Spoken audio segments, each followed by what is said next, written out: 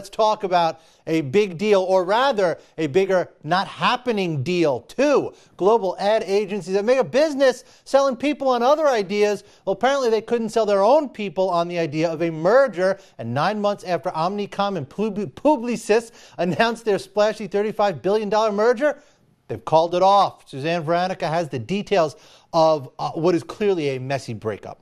It's a mess. So we've been chronicling the mess for a couple of weeks now.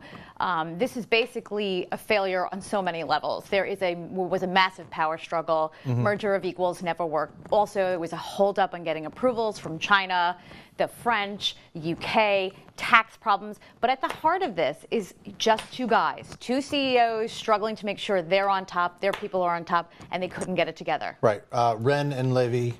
John Ren and Maurice Levy. And they now this is done.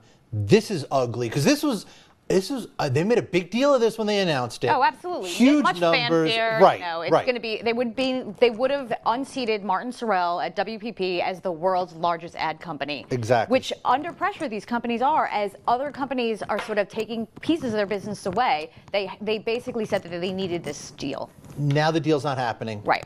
For both of these companies, yes. What are the next moves? There are some really big questions that need to be answered. I think probably more pressure is going to be on Publicis. Absolutely. There is Maurice is 72. Maurice Levy is 72. He needs to find a successor. That now will be top priority for that company. He will continue to invest in digital. There's no question. He's been doing that all along.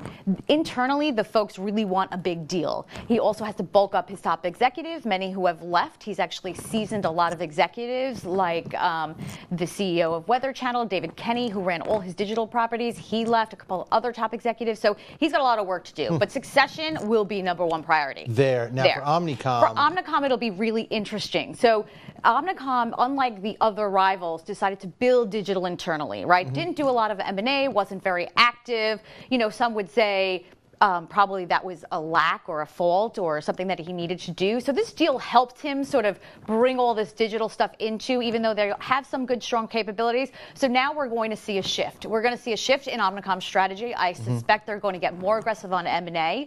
I think he hinted to that on the call today. I don't think anything's imminent, as he said, but I think you'll see a shift. I think he'll get more aggressive, even though the prices of these digital properties, big data is going to come into play here. You know, John has been basically saying he needs to get the big data so he can analyze it, so he can tell clients what to do with it. Right. Maybe they'll get a computer like the guys at Sterling Cooper. Yes, they will.